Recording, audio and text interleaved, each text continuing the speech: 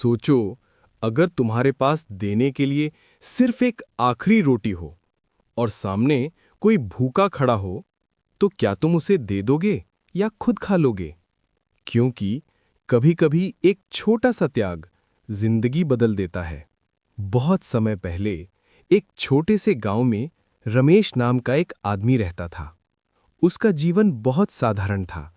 कच्चा घर, छोटा सा खेत और दिन रात की मेहनत। रमेश अमीर नहीं था, लेकिन उसका दिल बहुत अमीर था। गांव में अगर किसी को मदद चाहिए होती, तो सबसे पहले लोग उसी के पास आते।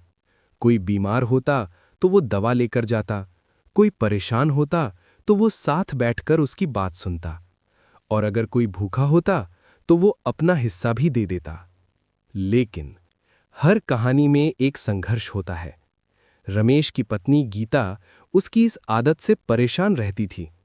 वो अक्सर कहती, तुम हर किसी की मदद करते हो, लेकिन अपने घर के बारे में कब सोचोगे? हमारे पास खुद कुछ नहीं है और तुम दूसरों को दे देते हो।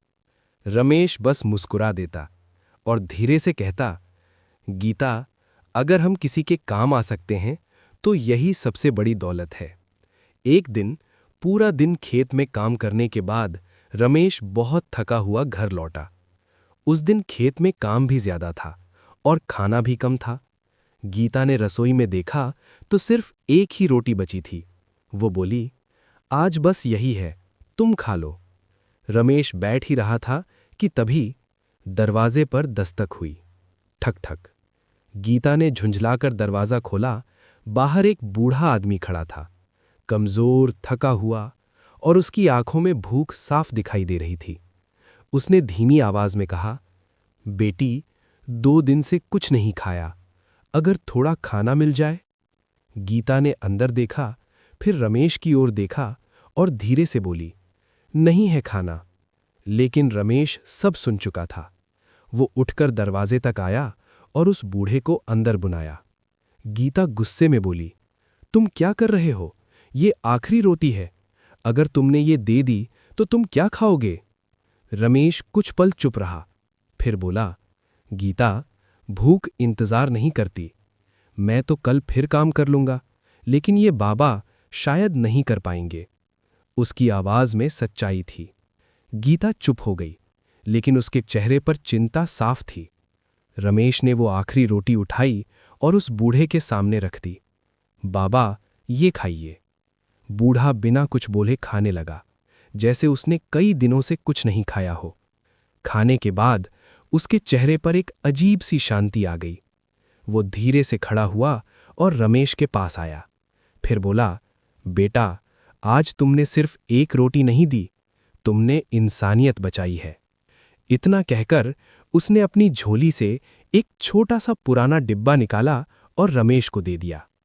रमेश हैरान था, बाबा, ये क्या है? बूढ़ा मुस्कुराया, जब जरूरत हो इसे खोलना। अगले दिन घर में खाने के लिए कुछ नहीं था। गीता ने कहा, अब क्या करेंगे? तभी रमेश को वो डिब्बा याद आया। उसने उसे खोला और जैसे ही खोला, अंदर से अनाज निकलने लगा और निकलता ही गया। दोनों हैरान रह गए।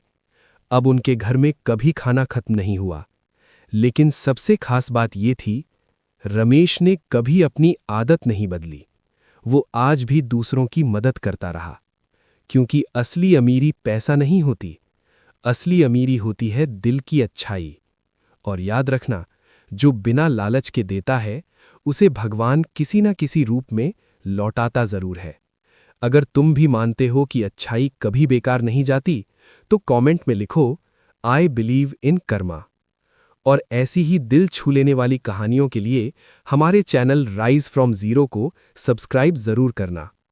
मिलते हैं अगले इंटरेस्टिंग वीडियो में, और याद रखना, कर्म का फल देर से ही सही, लेकिन मिलता जरूर है।